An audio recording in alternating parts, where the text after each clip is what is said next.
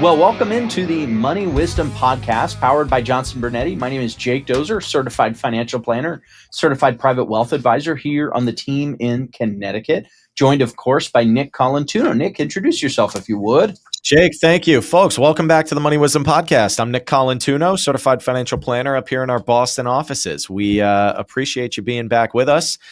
We've got a hot topic to talk about today, being Social Security. So, Jake, why don't you lead us into today's conversation, my friend? Yeah, I think the first question, there's oftentimes two questions with Social Security, is it going to run out, / am I going to have it, and when should I take it?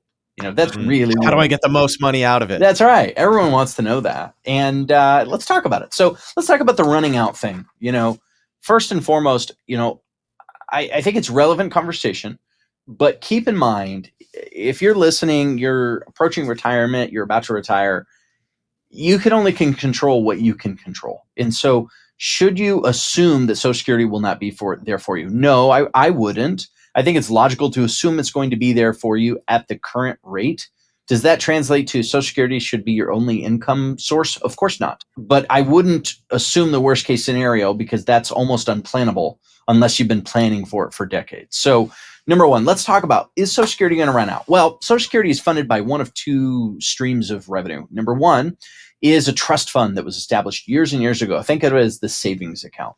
And that savings account, if you will, creates roughly a quarter or 25% of one Social Security benefit.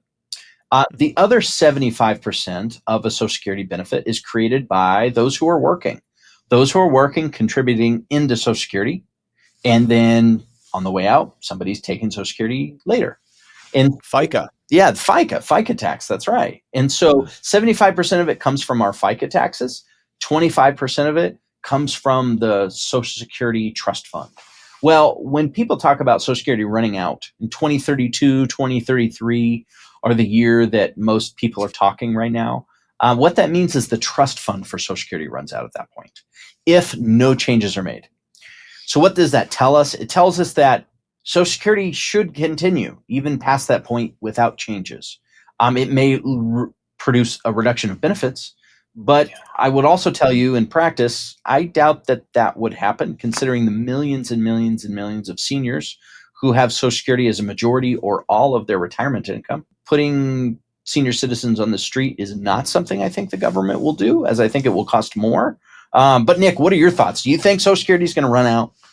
Well, I mean, my thoughts, 2032, 2034, that's not very far away. Yeah. So, whether you think it's going to be there or not, or whether you think it's going to run it, just the fact that this is what they're telling us is, it's pretty concerning.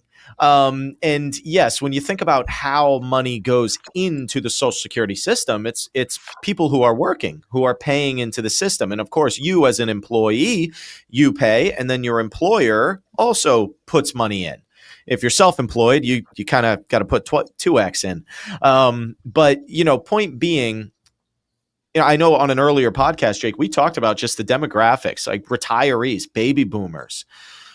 There's 12,000 people a day turning 65. You think of the stress that puts on the Social Security Administration. Right. 12,000 people a day thinking about retiring. 12,000 people a day thinking if they should be, triggering their Social Security benefit. There's 365 days in a year, right? 12,000 people a day. Like, these are big numbers. This is a lot of pressure. This is a lot of stress getting put on this program out there that a lot of folks rely on to make ends meet every month. And as you said, of course, you don't want to be in a position where you're just relying on solely on Social Security. And hopefully, listener, you're not in that position. But, when it comes to planning for the road ahead, we always talk about what clients should be aware of. They should be aware of their expenses. They should also be aware of their income sources and how those income sources may change. And, hearing the what ifs around Social Security, of course, has a lot of seniors and a lot of people of Social Security age very concerned.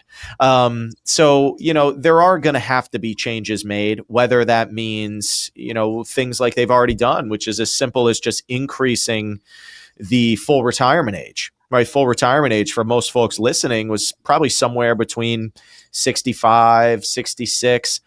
Now for most people who are thinking about working with Johnson Brunetti, people who are approaching retirement maybe in the next 5 or so years, their full retirement age is 66 and 10 months, 67. So by pushing back and furthering this, what they consider full retirement age benefit, the point where you can get your full Social Security benefit, by pushing that back, it would incentivize people to maybe not retire until a later date, keep putting money into the system, which can further that 2032 or 2034 timeline. So that's something they can do, just increasing the full retirement age. Other things they could do are increasing those FICA taxes. More money in theory, means longer time before that 2032 or 2034 date. So, changes have to be made. And if no changes are made and we just keep going on the path we're on, like you said, Jake, I'd be very shocked if Social Security goes away. I mean, that's not happening. Let's just put it out there. But what could happen is, well, now if 25% of your benefit, which was getting funded from those massive trusts, is no longer there, could you see a cut in your benefit? Well, perhaps. And I think that in and of itself, it's freaking people out. And it should. It's a scary thing. So you need a plan in place. That's exactly right. And so the things you can't control are Social Security going to run out. You shouldn't plan like they are if you're about to be on retirement, but you should be cognizant of the fact that there could be an impact, and you need to make sure you have a larger plan to make sure you're covered in those instances. So the question number 2 becomes, when should you take Social Security? We're going to talk about this for a minute, but I just want to start with we have an offer that you can reach out to us, and we'll send this to you free of charge. It's the Social Security Decisions Booklet, and it gives you the tools to think about, these are the things I need to know in order to determine when to take Social Security from me. And so if you'd like to get your hands on that Social Security Decisions Booklet, simply text the word social, SOCIAL, to 800-757-0436. You can peek in the show notes for that information as well. But we'll give you a little bit of a teaser of what that topic talks about. Social Security decisions. When should you take Social Security? It all comes down to your larger income plan. What other income sources do you have supporting your lifestyle and retirement? How much of that needs to come from Social Security? We also need to know what your goals are.